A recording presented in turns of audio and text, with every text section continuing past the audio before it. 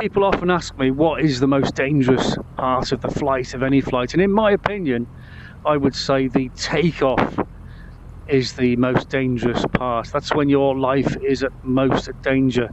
Now, when you're flying a Cessna 172 like this at the flying school, they'll teach you to climb out at 70 knots. So you're looking on your airspeed indicator, you're climbing at 70 knots, okay? Within the first 300 feet, you know, you have an engine failure at that point. You don't have any altitude and you don't have any airspeed to speak of to do anything about it, which is why your flying instructor would always tell you to lower the nose and land ahead. Do not even attempt to turn round and land back on the runway behind you. So you've got two things that I have developed. It's not something that I've thought of particularly. I've discussed it with other pilots, and I have actually tried it out, and it does work. So we've got to find a way of taking off that gives you more speed, okay, and more altitude, and puts you in a better position for doing that turn and landing back on. Okay, so I'm going to take the aircraft up to about 300 feet, and I'm going to cut the engine, and we're going to land back on. We're going to do that dead man's turn, okay, which should not be attempted by a student unless you're doing it in the simulator first. Okay, do it in the simulator because it's not an easy technique until you know what you're doing. Okay, controls are full and free movement. What I'm going to do is I'm going to keep the aircraft low, and I'm going to let the speed build up, okay, until I'm looking at the end of the runway the whole time. And when I decide that I can no longer land back on the runway because I've run out of runway, I'm going to turn the aircraft 30 degrees to the right, okay, and then I'm going to start climbing, and I'm going to be climbing outside of the white arc. Okay, so I'm not going to be using flaps for this maneuver until I'm coming into land. Okay, follow me through, watch this.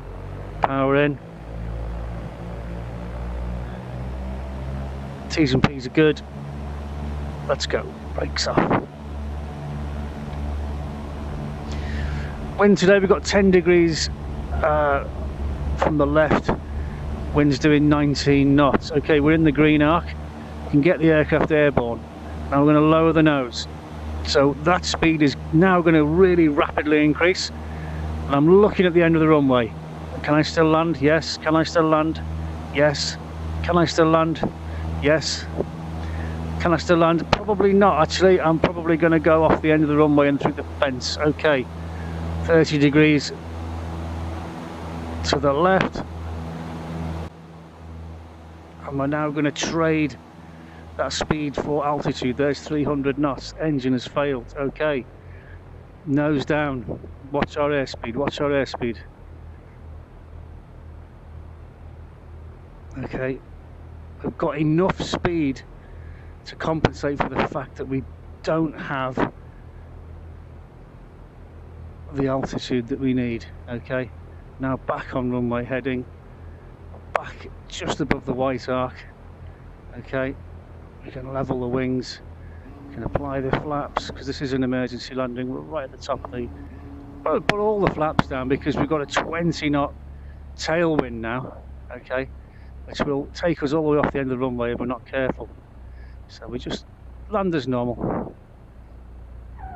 Boom. Okay, so there's two good ideas. More airspeed for takeoff, okay, and the 30-degree turn combination.